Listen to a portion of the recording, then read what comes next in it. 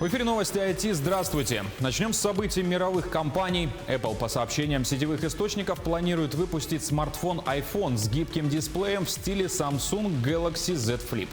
Более того, прототипы такого аппарата якобы уже проходят тестирование. Речь идет об устройстве в формате раскладушки, у которой гибкий экран будет складываться внутрь корпуса. Утверждается, что соответствующие панели Apple планирует закупать у Samsung. Сборка новинки будет поручена компании Foxconn. Правда, на рынке яблочная раскладушка появится не скоро. Анонс ожидается в лучшем случае в сентябре 2022 года.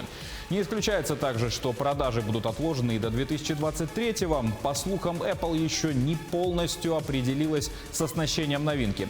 В частности, решается вопрос о характеристиках ключевого компонента аппарата – гибкого экрана.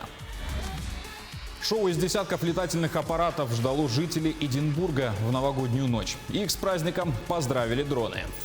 Ярко светящийся небесный олень поздравил жителей Шотландии с наступающим Новым годом.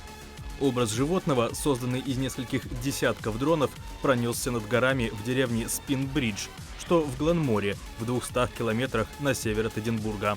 Автор этой инсталляции, а также других невероятных небесных картин – иллюстратор Гарри Уилсон. Он создал их специально для Хогманая. Так называется традиционный шотландский праздник проводов Старого года. В небо над Эдинбургом в ночь на 1 января поднимутся также огромная птица Феникс и герои мифов.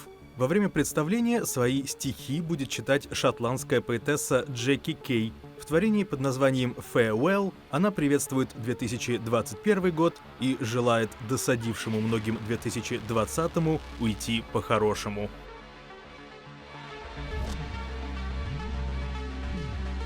ЦБ хочет упростить переход клиентов из банка в банк. Идея заключается в создании универсального платежного адреса, с помощью которого человек сможет получать деньги, даже если он поменял своего кредитора. Таким образом, зачисление средств получателю не будет зависеть от изменения его банковских реквизитов. К примеру, в Европе существует процедура, согласно которой старая организация на время становится донором и пересылает входящие переводы на новые реквизиты. В России же физлица предпочитают либо переводы по номеру телефона, либо иметь несколько счетов в разных банках. Однако, если комиссия за услуги, в том числе обслуживание карты, увеличится, мера может действительно поспособствовать перераспределению клиентов. Изменения не подразумевают под собой отмену использования существующих реквизитов, а также в документе не указывается, как именно процесс может быть осуществлен. В одном из московских многофункциональных центров «Мои документы» начали работать роботы-консультанты Алекс и Даша. Их разработала пермская компания «Промобот» при участии Дальневосточного фонда высоких технологий. Жутковатые, но вполне безобидные сотрудники появились в одном из открывшихся в Москве многофункциональных центров «Мои документы». Это антропоморфные роботы Алекс и Даша. По словам создателей российской компании «Промобот», механизмы могут двигать глазами, бровями, губами и другими мышцами. В общей сложности они способны воспроизводить более 600 вариантов микромимики человека. Алекс, он консультирует по здоровому образу жизни, по социальным программам, которые реализуются в Москве. Это московское долголетие, это здоровая Москва, это спортивные выходные. Рассказывает про уголки здоровья, которые расположены в владимирских отделениях МФЦ. Рассказывает о том, как можно бороться и что делать при заболевании вирусом ковид. Тоже очень популярная сейчас такая вещь. И второй робот – это робот-девушка Даша, по крайней мере, пока ее зовут так. Она консультирует по услугам МФЦ, она агитирует людей пользоваться порталом mos.ru. Андроиды были созданы в Перми и Владивостоке, основанной в 2015 году компанией Промобот при участии Дальневосточного фонда высоких технологий. Роботы-консультанты этой модели впервые появились в Пермском отделении многофункционального центра. По словам разработчиков, такие механизмы должны в будущем заменить реальных сотрудников при выполнении рутинной работы и высвободить их время.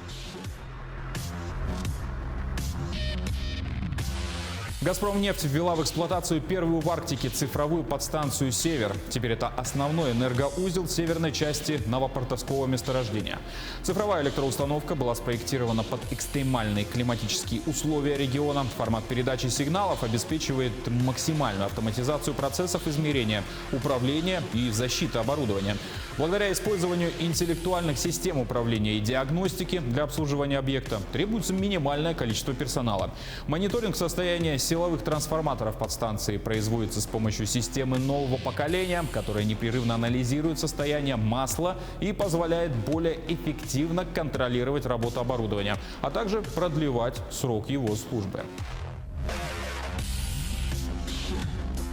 Сегодня знакомимся со стартапом компании Novus IT, проектом Donate.Don. Основатели Петр Наговицын и Сергей Протопопов, 28 и 35 лет соответственно, Якутск. Donate.Don – это интерактивный виджет расширения для всемирно известного стримингового сервиса Twitch TV, а именно система донатов, денежных переводов стримеру. Ближайший аналог Donation Alerts. Отличается якутский продукт от него и подобных удобным способом поддержки. Виджет будет размещаться прямо на экране идущего стрима Twitch, с которым взаимодействуют зрители в реальном времени, не переходя на сторонние ресурсы. То есть буквально в пару нажатий можно будет совершить донатный платеж, пожертвование для стримера. Парни прошли акселерацию, получили хорошие отзывы от IT-парка и Министерства инноваций Якутии. Разработчики сами являются стримерами, и идея создать собственную донатную систему зародилась именно в ходе очередной трансляции. Ну а теперь во что же можно будет поиграть в ближайшее время? Грянул очередной перезапуск игры Hitman. Разумеется, все не ограничится одной сюжетной кампанией. В игре также появятся режимы из предыдущих частей серии. А вот режима «Призрак» в игре не будет, поскольку разработчики в настоящее время сосредоточены на прочих аспектах. Костюм Фантома также будет доступен для открытия в Hitman 3. Игра стартует с 20 января на ПК, PlayStation 4, 5, Xbox One, Series X и Stadia. Ну а на этом все. Повтор программы, как всегда, смотрите на YouTube-канале Якутия24, а также в Instagram-аккаунте yak24.ru. До встречи через неделю и всего доброго!